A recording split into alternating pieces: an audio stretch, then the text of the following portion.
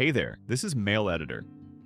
In this video, I'll show you how to use your desktop email signature on the Mail app on your iPhone. First, move your HTML signature file from your Mac or PC to your iPhone and save it in the Files app.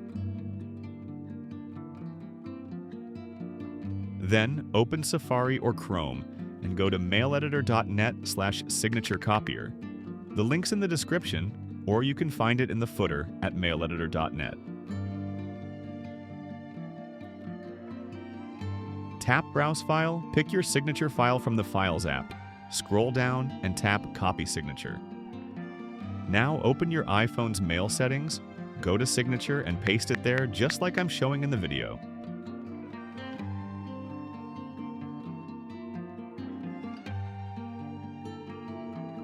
When you compose a new email, you might not see the images right away.